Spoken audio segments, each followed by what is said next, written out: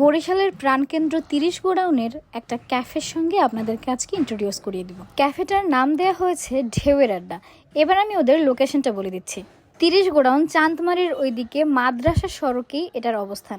মাদ্রাসা সড়ক তো আমরা অনেকেই চিনি না, তাই আমি যদি খুব সহজভাবে বলতে চাই তাহলে বলতে হবে ৩০ গোডাউন থেকে বসিরের সিঙ্গারা পয়েন্ট তো সবাই চিনি। সো বসিরের সিঙ্গারা পয়েন্টের ওই দিক রাস্তা ধরে যেতে যেতে চাঁদমারির পোলের ঠিক আগেই এই মাদ্রাসা সড়কের অবস্থান, এবং এখানেই আমাদের আজকের এই নতুন ক্যাফেটা। বরিশালের সকলের কাছে নদীর পাড়ের ভিউ তো নতুন কিছু নয়, এটা আমাদের সকলেরই চিরচেনা। নদীর পাশে বসে খোলা আকাশের নিচে যে কোনো খাবার অমৃতের মতোই মনে হয়, তাই এর লোকেশন সম্পর্কে প্রশংসা নিয়ে নতুন কিছু বলার নেই। নতুন যেটা বলার আছে সেটা হচ্ছে আমরা কিন্তু এই ঢেউয়ের আড্ডায় একই সঙ্গে দুইটা ভিউ উপভোগ করতে পারবো, একটা হচ্ছে ইনডোর আর একটা আউটডোর। যেহেতু ক্যাফেটা এখনও নতুন, মানে খুবই রিসেন্টলি এটা ওপেন হয়েছে, তাই ভিড় একটু কমই দেখা যাচ্ছে। বাট যেহেতু নতুন তাই আপনাদের সঙ্গে শেয়ার করতে আমি আর দেরি করলাম না। ক্যাফের পাশের এই টিনের অংশটাই হচ্ছে ওদের কিচেন স্পেস। এখানে বসে ওদের যাবতীয় যে আইটেম আছে সব কিছু তৈরি করা হয়। কি আছে আপনাদের এখানে? পুরি আছে, পুরি আছে, সিঙ্গারা আছে, সমোসা আছে, রোল আছে, চিকেন রোল।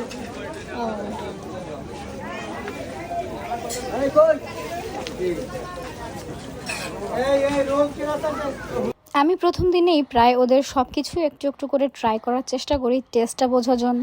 তাই আমি শুরুতেই কিছু সিঙ্গারা নিয়ে নিই, যেহেতু সিঙ্গারা আমার ছেলের খুব পছন্দ। আমি খুব একটা সিঙ্গারা পছন্দ করি না, বাট আমার মেফিনের জন্যই নেয়া।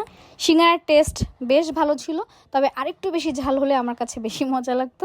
যদিও সবাই খুব একটা ঝাল খেতে পারে না, তাই সিঙ্গারার টেস্টটা ঝালের দিক থেকে ব্যালেন্সড মনে হয়েছে। স্পেশালি আমি ওদের সসটার কথা বলতে চাই। অন্য স্টলে আমরা যখন সিঙ্গারা খাই আমাদেরকে টমেটো কেচাপ অথবা সরিষার সস দেওয়া হয়, তো এটা তেঁতুল দিয়ে কিছু একটা বানানো হয়েছে, যেটা আমার কাছে অনেক বেশি মজা লেগেছে। এছাড়াও মাত্র ৩ টাকায় ওদের এত সুন্দর ক্রিস্পি পুরিটা আমার কাছে সত্যি অনেক মজা মনে হয়েছে। চটপটি দিয়ে যখন আপনি পুরিটা খাবেন আপনার কাছে এর টেস্ট আরও দ্বিগুণ মনে হবে। আপনাদের পছন্দ মতো চটপটির মধ্যে টক ঝাল যা কিছু প্রয়োজন হবে চেয়ে নিয়ে নেবেন। সিঙ্গারা, পুরি আর চটপটির মধ্যে আমার কাছে চটপটিটাই বেস্ট মনে হয়েছে।